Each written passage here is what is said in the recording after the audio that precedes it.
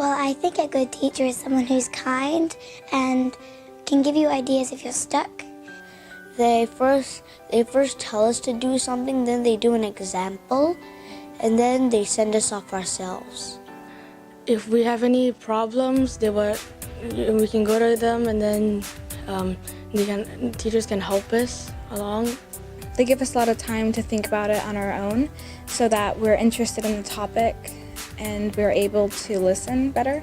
I actually find that if I'm thinking about it, then I want to know what the answer is. For me, I think what distinguishes a good teacher from an amazing one during a lesson is their ability to engage with the students. What's also important is just that the teacher, not only do they have a passion for teaching, but they have a passion for the subject.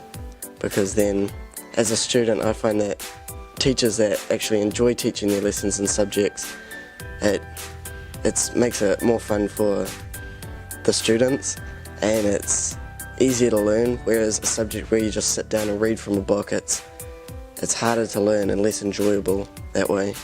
Uses multiple approaches in order to get a student to learn a particular concept. It's really easy to distinguish whether or not the passion is genuine, if they really want to teach the students about what they are teaching. And when, as a student, you feel this passion, it sort of like motivates you, it sort of like almost inspires you to work harder.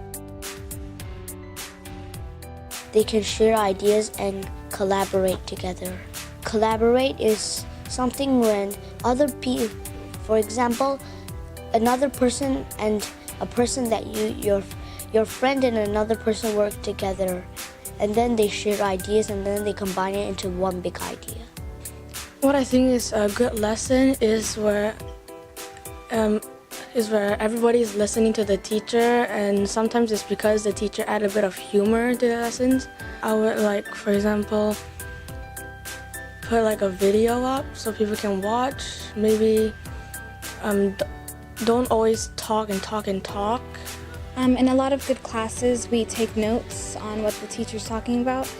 And when we're not, we're either listening to the teacher or we are participating in a game or an action or Kahoot, and we're testing our knowledge on the subject that we were learning. What really just separates a good lesson from one that you leave just understanding everything is being able to get involved in the lesson instead of just sitting down and listening to it.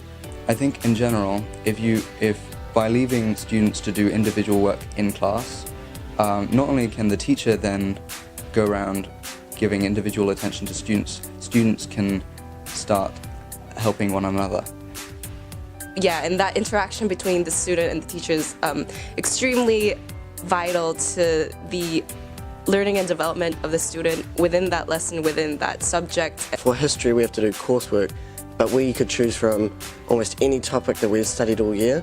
So it was really up to us what we wanted to research and write about, and that just made it a whole lot more fun and less like something we had to do and something we could enjoy doing. I think they really need to assess the weaknesses and strengths of their students and then place them in a group where their different weaknesses and different strengths cancel each other out. Most of our classes are like together, like we sit in this group, like this huge table, and in that way the teacher isn't like disconnected from the students, and the students aren't disconnected from one another. We're all more like one big group, and we're trying to learn from the discussions that we have. It's less of a lecture, but more of like this whole conversation that the teacher and every student has. I think that they talk to you and say, well, maybe you could work on this and you could try learning a bit more about this and maybe do some more work on this, and give you examples what you should work on. In some of my classes, they give us a sheet of paper and we fill out what we think we did best, either good, very good, excellent, need work. And at the bottom of the page, they give us a little note about tips, how we could revise our work and what we did well and what we could work on. I think at the same time it's also really important to be told that all the things that you did do well.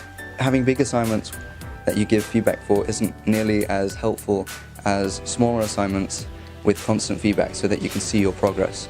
And I feel like this response system where we don't have to be afraid to ask the question because we know that he is going to make sure that each one of us understands. I think with the assessments, variation is key because in some subjects you just study and then you have a test and then on to the next topic. But I like subjects where they have a whole different variety of assessments.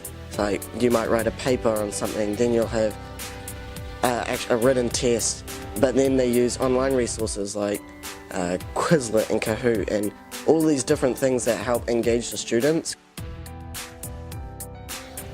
Very often you get to see each other and work together, and there are also periods of times for fun and periods of times for learning, and then the teachers mostly focus on one thing rather than focusing on separate bits.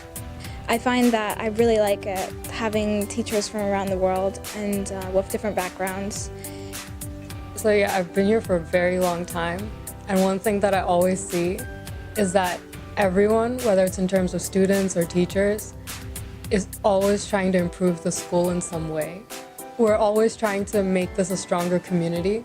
Every single person, even the students, all the teachers, constantly want to make this a stronger community.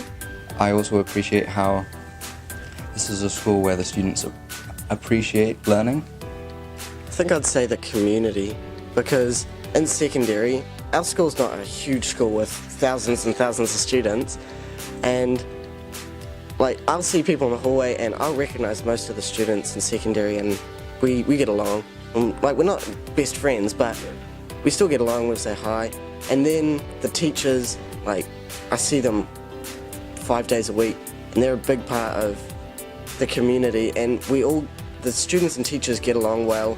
And then there's the events like Global Community Day and the Welcome Barbecue where all the students and teachers come together, and it's not in a school environment, it's just relaxed, and it's more of a personal experience, I feel, than just a huge school. And I think that's what I'll really miss about YCIS.